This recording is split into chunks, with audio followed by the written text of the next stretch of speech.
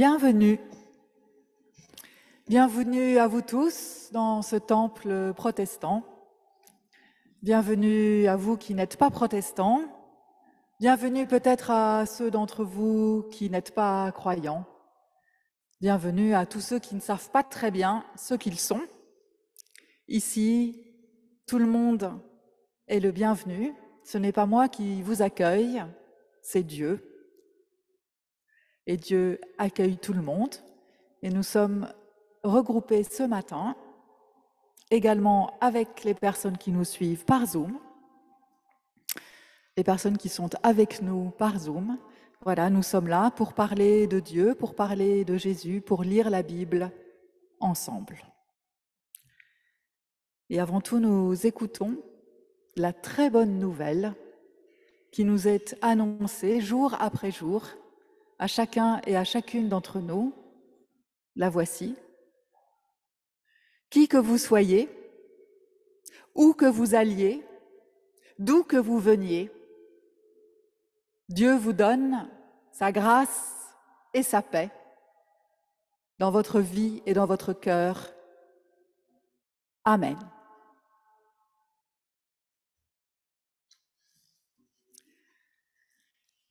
Alors après une annonce pareille, nous ne pouvons que remercier Dieu pour ce don. Mais parfois c'est un peu difficile de dire merci quand on voit toutes les catastrophes qui nous entourent dans ce monde, et puis aussi peut-être tous les petits soucis ou tous les malheurs qui traversent notre vie. Alors ce que je vous propose, ce n'est pas d'oublier ces catastrophes, ces petits malheurs ou ces gros malheurs. Ce n'est pas de faire comme s'ils n'existaient pas du tout. Mais c'est un instant d'essayer de les déposer pour prendre un peu de distance et pour arriver à voir que malgré tout, il y a autour de nous des très belles choses. Et que oui, nous sommes bénéficiaires d'un don qui toujours nous précède. Et je vous propose de prendre les mots de Teilhard de Chardin pour louer le Seigneur.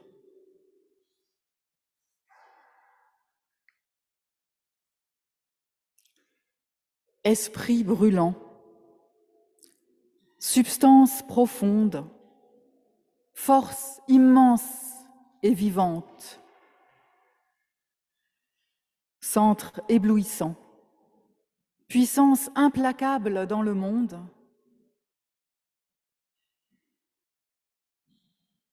toi, dont les mains emprisonnent les étoiles, toi qui es le premier et le dernier, toi qui es la mort et le ressuscité, toi qui rassembles en ton unité exubérante tous les charmes, tous les goûts, toutes les forces, tous les états. Tu es vraiment mon Seigneur et mon Dieu. Amen. Mon seul abri, c'est toi. Toujours mon cœur te chantera, car tu me délivres. Et chaque fois que j'ai peur, je m'appuie sur toi. Je m'appuie sur toi. Et dans ma faiblesse, le Seigneur.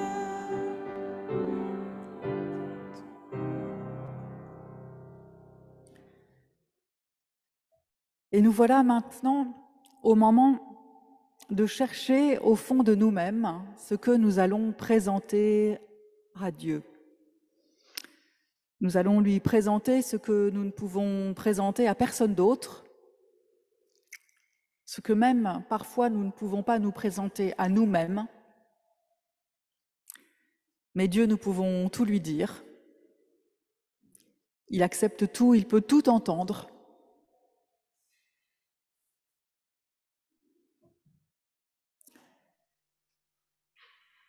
Et nous fouillons bien à l'intérieur de nous-mêmes pour y trouver ce que nous allons offrir à Dieu aujourd'hui et qui n'est pas présentable.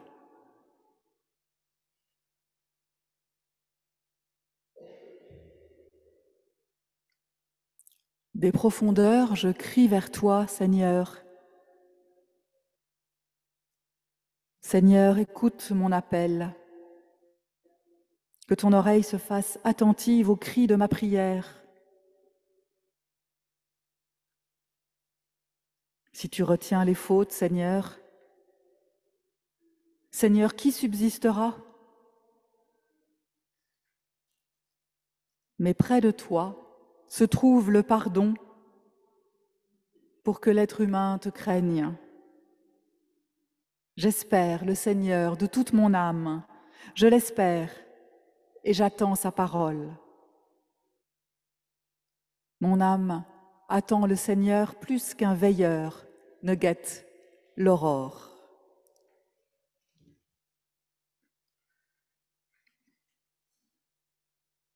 Et encore plus que le veilleur ne guette l'aurore, nous pouvons entendre maintenant cette parole de pardon que Dieu nous adresse. Nous la lisons dans le livre de Jérémie, au chapitre 31, quand Dieu nous dit « Il y a de l'espérance pour ton avenir ». Chaque individu est connu, aimé et reconnu tel qu'il est, avec ses qualités et avec ses défauts, avec le poids de son passé, avec l'inconnu de son avenir, avec ses fantasmes, ses désirs, ses blocages et ses angoisses.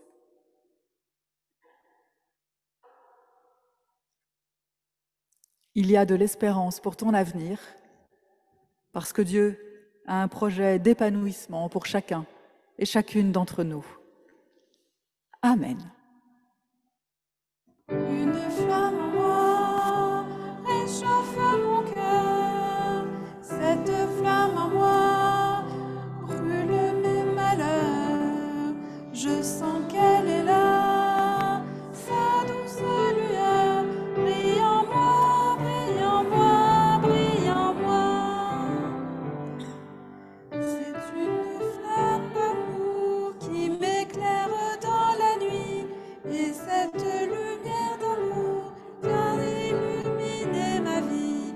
En attendant le matin, je vais dire à mes voisins que cette lumière enfin vient briller sur moi. Avant de lire le texte sur lequel portera la prédication, nous prions. Notre Dieu, nous te prions de renouveler nos vies, de les rendre claires et belles à la lumière de l'Évangile. Que ta parole nous atteigne au plus profond de nous-mêmes, que ton amour emporte nos volontés défaillantes ou rebelles, et que ta joie nous attende au terme des chemins semés d'obstacles, mais bordés de merveilles. Amen.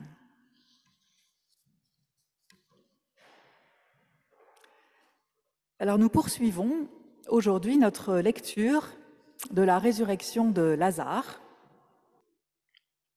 Il y avait un malade, Lazare, de Béthanie, le village de Marie et Marthe, sa sœur. C'est Marie qui répandit du parfum sur le Seigneur et qui lui essuya les pieds avec ses cheveux, et c'est son frère, Lazare, qui était malade. Les sœurs envoyèrent quelqu'un lui dire « Seigneur, ton ami est malade ».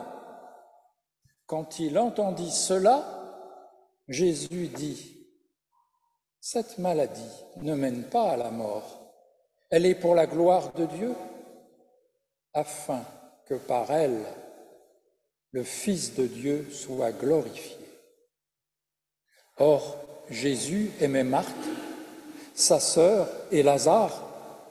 Quand donc il eut entendu dire que celui-ci était malade, il demeura encore 2 jours au lieu où il était.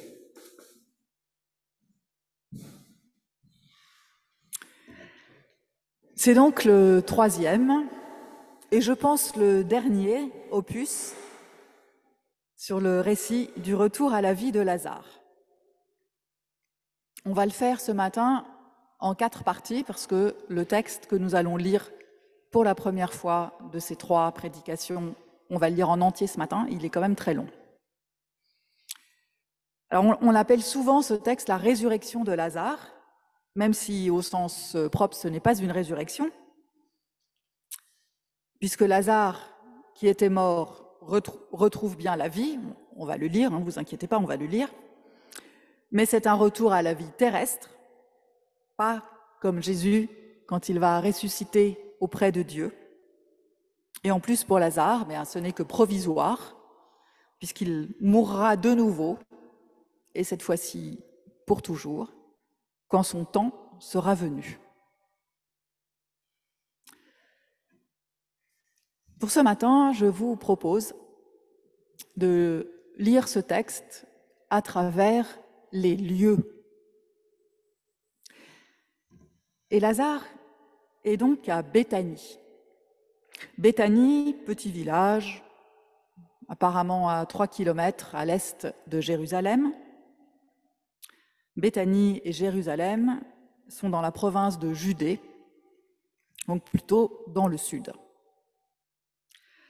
Jésus, quand on vient lui apprendre la nouvelle de la maladie de son ami Lazare, il est très loin de Béthanie, dans le nord, probablement même de l'autre côté du Jourdain. L'évangile de Jean n'est pas très précis sur les localisations et les déplacements de Jésus. Et d'ailleurs, les 3 autres évangiles, c'est pareil, voire pire. Comme si finalement, rien d'important ne se jouait dans les lieux. Ce qui compte, ce n'est pas où ça se passe, mais ce qui se passe. Et le protestantisme a gardé très fort cette idée en ne sacralisant pas ces lieux de culte. Il n'y a pas dans le protestantisme un endroit, un lieu particulier où se tient Dieu. Il n'y a pas un endroit qui témoignerait de sa présence là, comme s'il n'était pas ailleurs. Et de ce fait, dans le protestantisme, la présence de Dieu n'est matérialisée nulle part. Alors moi, je trouve que c'est quand même un peu gênant, pas du tout en théorie ni théologiquement, mais en pratique. Parce que je crois que nous avons besoin que les choses s'inscrivent dans un lieu pour pouvoir les vivre et les expérimenter. On n'est quand même pas des êtres entièrement d'esprit, même pour ce qui concerne notre relation à Dieu. Certaines personnes, par exemple, ont besoin pour prier d'un endroit concret, objectivé. Alors ça peut être un petit endroit dans une pièce de leur appartement, un petit endroit dédié à la prière, et ça peut être aussi un lieu officiellement dédié à la prière, comme une église ou un temple, avec une ambiance qui favorise le recueillement, le silence, la lumière tamisée, voilà, des choses comme ça. Et puis les lieux, c'est quand même aussi là qu'on rencontre les autres. Et moi, je crois qu'une certaine régularité favorise ces rendez-vous, que ce soit nos rendez-vous avec Dieu ou nos rendez-vous avec les autres, et que la concrétisation d'un lieu particulier me paraît importante. Alors bien sûr, ces lieux sont uniquement symboliques. Ni Dieu, ni Jésus n'ont été spécifiquement dans ce temple ou spécifiquement dans le petit endroit de votre salon où vous priez, ni spécifiquement dans un écran Zoom. Mais tous ces endroits peuvent témoigner de la présence de Dieu. Alors je vous propose de prendre un instant pour réfléchir, chacun pour soi, à l'importance que prennent pour nous les lieux dans la façon dont nous vivons notre relation à Dieu.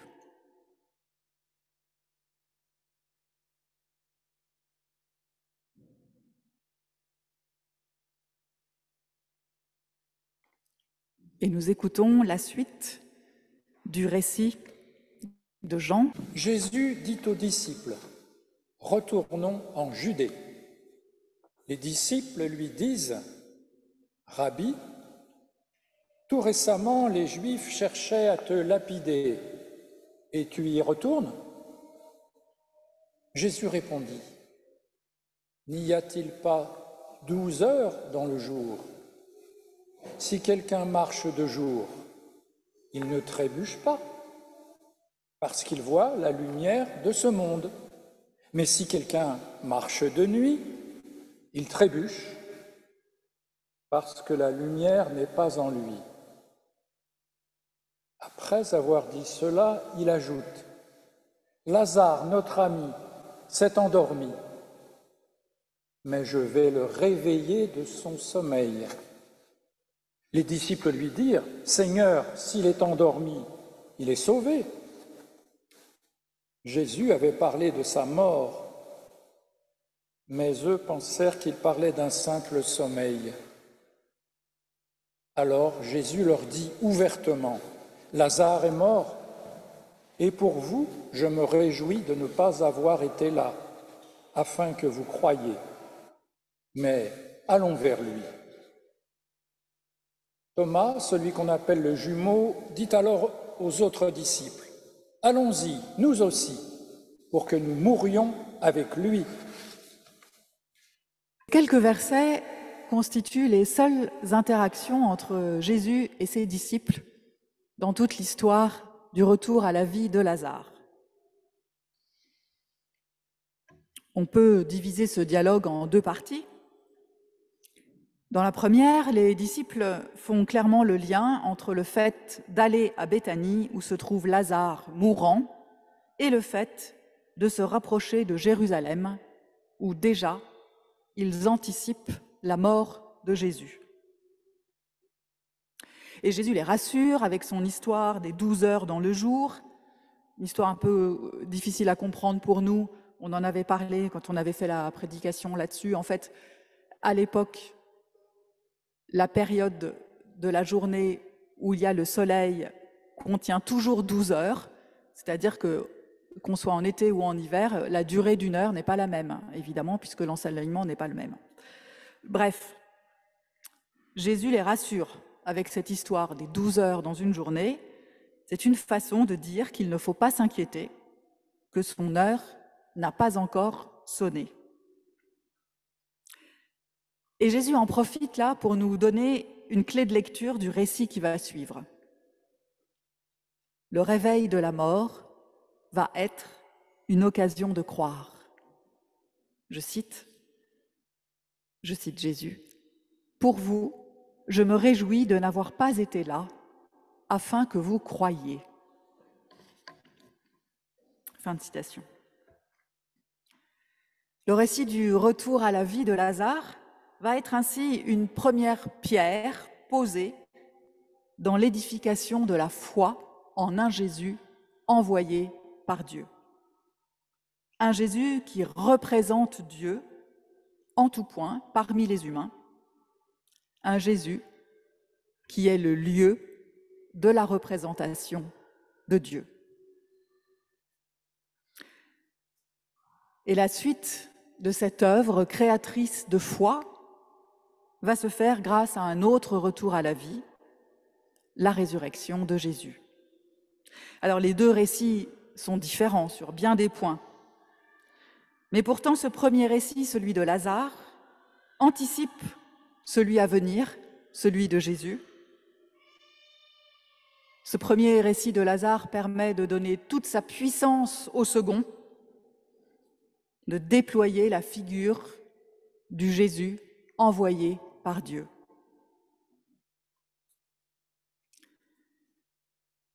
Et c'est à la fin de ce discours entre Jésus et ses disciples que Thomas, le disciple qui n'est pas toujours tout à fait dans le même tempo que les autres, eh bien lui, il poursuit la discussion pour savoir si c'est l'heure ou si c'est pas l'heure pour Jésus de mourir. Et il dit, on devine avec un certain enthousiasme, rapprochons-nous de Jérusalem avec Jésus pour que nous mourions avec lui. Voilà qui renforce le parallèle entre les deux récits. Alors que ce matin, nous allons revenir à la vie avec Lazare. Cela n'est possible que parce que la mort et la résurrection de Jésus, à venir dans l'évangile de Jean, nous feront entrer dans la foi. Et nous lisons les versets 17 à 37. À son arrivée, Jésus constata que Lazare était déjà dans le tombeau depuis 4 jours. Or, Béthanie était proche de Jérusalem, à 15 stades environ. Beaucoup de Juifs étaient venus trouver Marthe et Marie pour les réconforter au sujet de leur frère. Lorsque Marthe eut entendu dire que Jésus arrivait, elle vint au-devant de lui, tandis que Marie restait assise à la maison.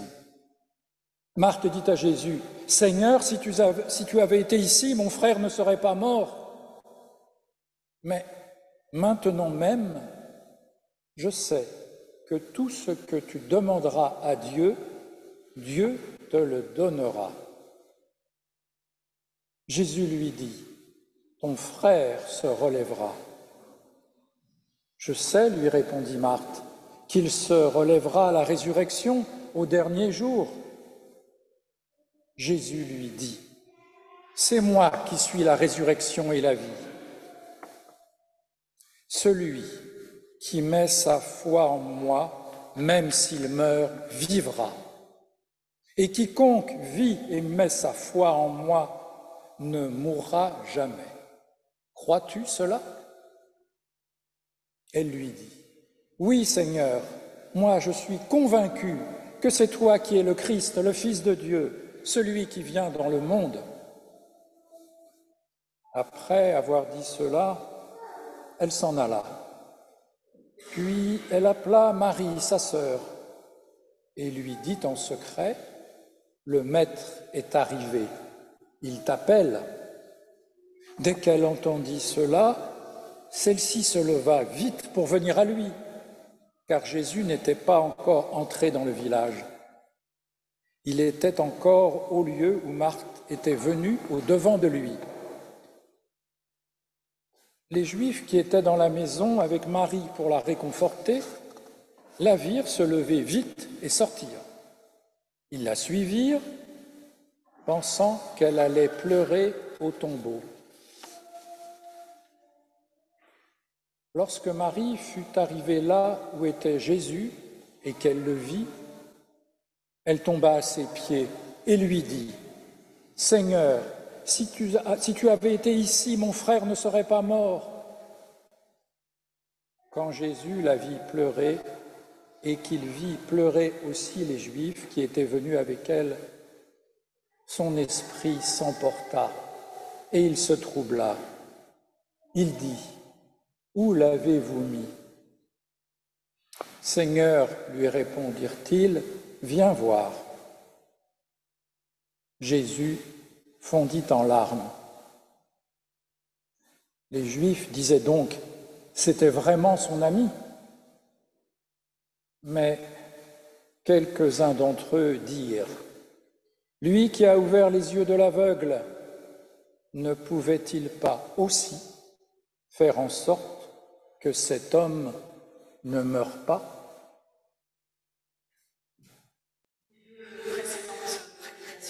Dimanche précédent, sur ce retour à la vie de Lazare, s'était concentré sur ce passage que nous venons d'entendre.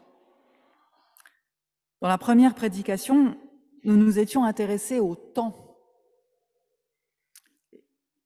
La chronologie de Dieu n'est pas la nôtre. Dans le temps de Dieu, la mort et la vie ne sont plus connectées. La mort ne suit plus la vie et la mort ne signifie plus la fin de la vie. La vie dont parle Jésus dépasse complètement la vie biologique et même la mort biologique. C'est une vie en plénitude, dans la confiance d'être connu et reconnu par Dieu pour toujours. Et puis dimanche dernier, dans la deuxième prédication, nous avions vu comment Jésus fait de nous, à l'image de Marthe appelant sa sœur Marie, comment Jésus fait de nous des messagers chargés de dire au monde « Jésus est là, il t'appelle ».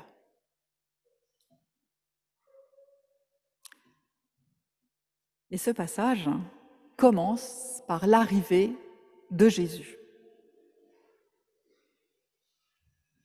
Exactement, ça dit « À son arrivée, virgule, Jésus ». Mais où Jésus arrive-t-il donc ? Alors, dans un endroit qui lui permet de constater que Lazare est dans le tombeau depuis 4 jours. Donc moi, je pense qu'il est vraisemblable que Jésus arrive directement au cimetière. C'est d'ailleurs cohérent avec le fait que quand Marie le rejoint, le texte précise que Jésus n'est pas encore entré dans le village. Et à l'époque, les cimetières étaient à l'extérieur des villages, donc moi, ça me paraît cohérent. Et à cet endroit-là, dans le texte, il y a cette précision de la courte distance qui sépare Béthanie de Jérusalem, 15 stades environ, probablement 3 kilomètres. Et ça vient, je trouve, moi, comme un cheveu sur la soupe, si je puis dire, dans ce récit. Mais ça a du sens, parce que ça vient confirmer le lien qu'il nous faut faire entre ce récit à Béthanie et celui qui se passera un peu plus tard à Jérusalem et qui verra la mort et la résurrection de Jésus. Et puisque nous nous intéressons au lieu, aujourd'hui, on ne peut pas faire l'impasse sur la question de Jésus, qui, parlant de Lazare mort, dit « Où l'avez-vous mis ? Où avons-nous mis ce qui est mort en nous ?» Comme Jésus, Marthe et Marie, qui ne cessent de se déplacer pour aller à la rencontre les uns des autres, à la recherche du cadavre, près duquel, semble-t-il, ils finissent par se retrouver, où devons-nous courir pour être confrontés à ce qui est mort en nous, à ce qui s'est retranché de cette vie que Jésus propose, celle de la confiance en un Dieu qui vient dans le monde.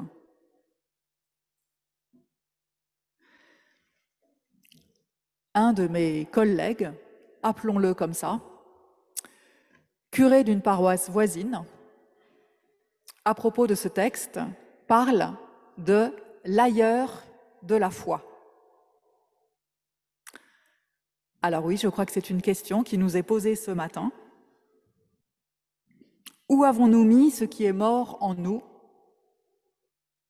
Et où allons-nous chercher cette foi dans un Dieu qui vient auprès des êtres humains en son Fils Jésus? Quel est ce chemin que nous devons faire? Cette course pour passer de l'un à l'autre, de ce qui est mort à ce qui est vivant en nous.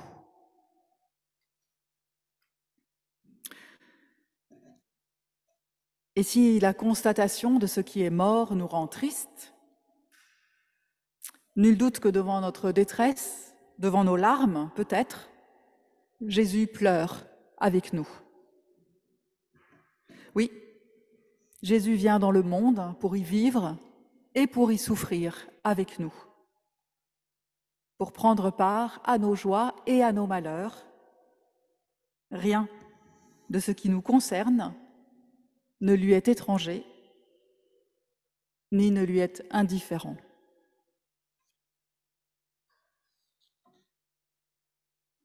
Et nous lisons la fin du récit, les versets 38 à 44. Jésus, s'emportant de nouveau, vint au tombeau. C'était une grotte, et une pierre était placée devant. Jésus dit: « Enlevez la pierre !» Marthe, la sœur du mort, lui dit: « Seigneur, il sent déjà, c'est le 4e jour. » Jésus lui dit: « Ne t'ai-je pas dit que si tu crois, tu verras la gloire de Dieu ?» Ils enlevèrent donc la pierre. Jésus leva les yeux et dit: « Père, je te rends grâce de ce que tu m'as entendu. Quant à moi, je savais que tu m'entends toujours, mais j'ai parlé à cause de la foule qui se tient ici, pour qu'ils croient que c'est toi qui m'as envoyé. » Après avoir dit cela, il cria: « Lazare, sors !» Et le mort sortit, les pieds et les mains liés de bandelettes et le visage enveloppé d'un linge. Jésus leur dit: « Déliez-le et laissez-le aller. » Cette année, dans nos études bibliques du samedi matin, nous travaillons toujours sur le récit du déluge dans le livre de la Genèse, et nous avons fait un drôle d'exercice. Nous avons découpé le texte de la Genèse en morceaux pour y trouver les diverses couches rédactionnelles. Et on pourrait très bien se plier au même exercice avec ce chapitre 11 de l'Évangile de Jean. Ce texte, comme il nous est parvenu, est truffé d'incohérences, et cela témoigne du processus d'écriture et de réécriture, de l'intégration de morceaux de différents récits qui avaient été transmis jusque-là par des voix différentes. Pour ce matin, je vous cite 3 exemples. Au tout début du récit, pour expliquer qui est Marie, il est fait allusion à l'épisode où Marie répand du parfum sur les pieds de Jésus et les essuie avec ses cheveux. Mais cet épisode nous est raconté dans l'Évangile de Jean au chapitre 12, c'est-à-dire après le retour à la vie de Lazare. Deuxième exemple, au verset 34, quand Jésus, donc en parlant de Lazare mort, dit « Où l'avez-vous mis ?» alors que bien avant, au verset 17, le texte nous dit « À son arrivée, Jésus constata que Lazare était déjà dans le tombeau depuis 4 jours. » Donc Jésus savait très bien où Lazare avait été mis. Dernier exemple pour ce matin, à la fin du récit, on vient de le lire, Jésus dit à Marthe, « Ne t'ai-je pas dit que si tu crois, tu verras la gloire de Dieu ?» Eh bien non, Jésus n'avait jamais dit ça à Marthe. Il l'avait bien dit, mais c'était aux disciples, et Marthe n'était pas là.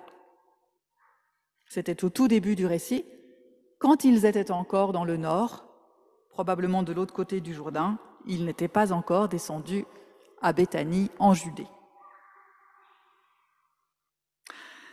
Alors ces 3 exemples que j'ai pris, il y en a plein d'autres dans le récit. Je ne le dis pas pour enlever de la valeur au récit, bien au contraire.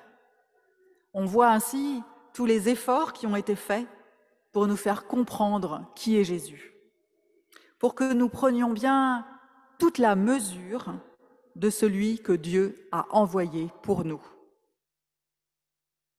Et ces couches d'écriture et de réécriture, d'interprétation, de réinterprétation du récit lui donnent, oui, c'est vrai, un côté un peu décousu, mais est-ce qu'elles ne sont pas à l'image de nos vies?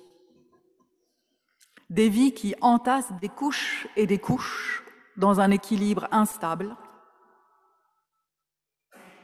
et dans lequel il nous faut chercher pour savoir où nous avons mis ce qui est mort en nous. Où avons-nous relégué ce qui, comme dit Marthe, sent mauvais dans notre vie?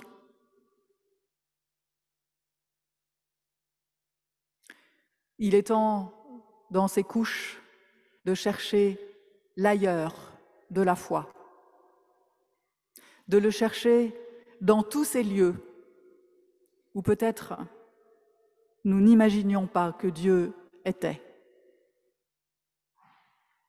Et il est temps de faire sortir ce que nous avons mis au tombeau, de laisser Jésus s'emparer de l'ensemble de nous. Alors on peut être frappé par les détails de cette scène qui insiste sur le côté surnaturel. Lazare sort comme un fantôme de la tombe. Là, vraiment, je crois qu'on ne peut pas dire autre chose qu'un fantôme. Il se déplace alors qu'il a les pieds liés. Bon, les mains aussi, mais ça, c'est moins gênant pour se déplacer. Et le visage revêtu d'un linge. Il est temps de laisser Jésus nous délier de nos bandelettes, nous délier de ce qui nous enchaîne, pour ne plus être un mort vivant qui s'avance dans la vie entravé et aveuglé. Il est temps de ne plus être un mort vivant, mais un vivant vivant. Amen.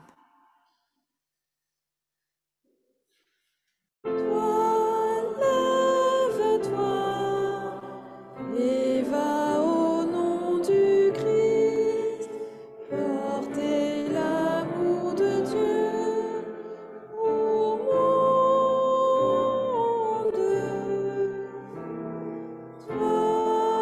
Lève-toi et va au nom du Christ, porter l'amour de Dieu du monde.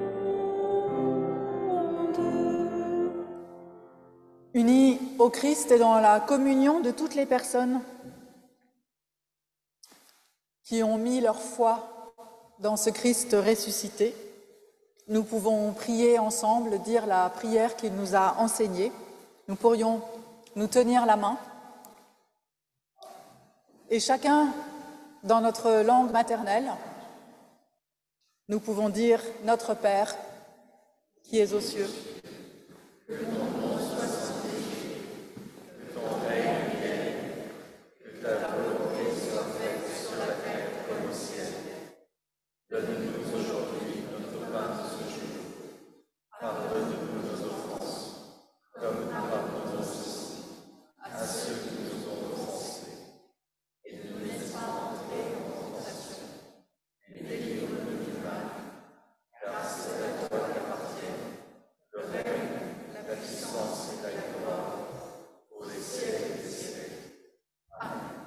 Alors, c'est de nouveau Philippe qui nous conduit dans la prière d'intercession. Une prière d'André Dumas, extraite de son livre « 100 prières possibles ». Prière pour intercéder et pour se mettre en travers. Notre Dieu, nous intercédons, nous nous avançons, nous entrons dans la danse, nous nous mettons en travers de tout ce qui déchire ta création et sa bonté, de tout ce qui nie ta réconciliation et sa réalité, de tout ce qui abolit ta rédemption et son espérance. Nous ne restons pas les bras croisés, ni même les mains jointes. Nous mettons nos bras en travers et nous ouvrons nos mains. Ô notre Dieu, nous intercédons afin d'apprendre à nous tenir debout et à combattre, comme Moïse intercédait les mains levées durant tout le temps où Josué luttait avec Amalek. Nous intercédons afin, s'il le faut, de souffrir sans céder, comme Jésus au Jardin des Oliviers. Nous intercédons afin de recevoir ce que nous demandons, car tu t'appelles la bonté du Père envers ses enfants. Nous intercédons pour la création entière, afin que son chant de louange l'emporte sur les soupirs de sa captivité. Nous intercédons pour que les étoiles dans le ciel nous soient repères et splendeur, mais non pas indifférence ni absurdité. Nous intercédons pour que les saisons sur la terre soient source de renouvellement, mais non pas cycle de recommencement vain. Nous intercédons pour tous ceux qui sont nos compagnons, grâce auxquels notre solitude est diminuée et notre vie rendue possible. Apprends-nous à les traiter en compagnons et non pas en objets. Nous intercédons pour les oiseaux et pour les poissons, pour les animaux sauvages et pour les animaux domestiques. Nous intercédons pour l'humanité entière. Diminue les craintes, l'hostilité, la haine et la guerre. Que les nations, les races, les classes, les langues, les traditions, les cultures développent les unes contre les autres. Réalise la justice qui permet la paix et qui procure la sécurité. Nous intercédons pour ton Église et nos églises. Rends-les brillantes par la foi, patientes par l'amour, neuves par l'espérance. Apprends-nous à abattre les barrières de l'arrogance ou du découragement, à construire les chemins de la fraternité, de l'écoute et de l'annonce.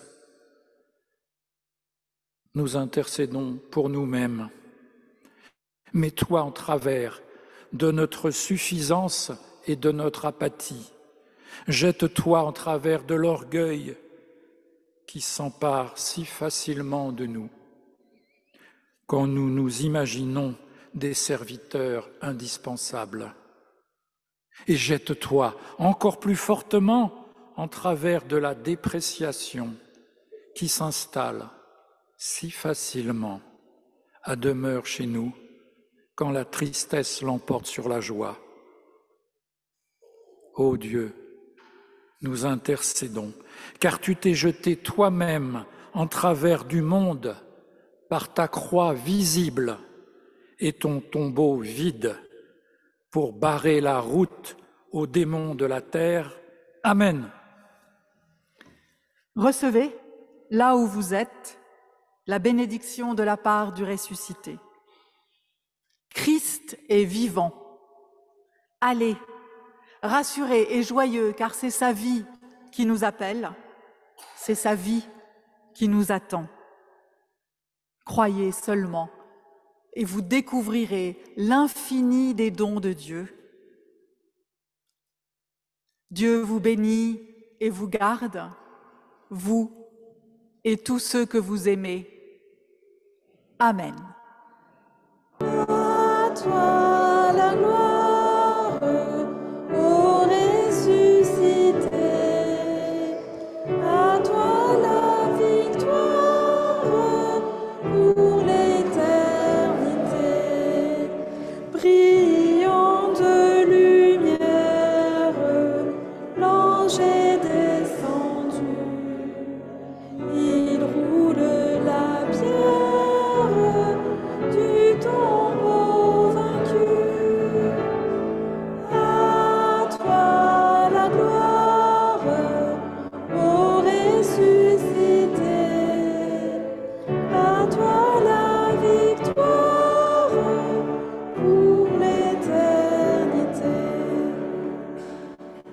Je vous souhaite un bon dimanche, une bonne semaine. À très bientôt.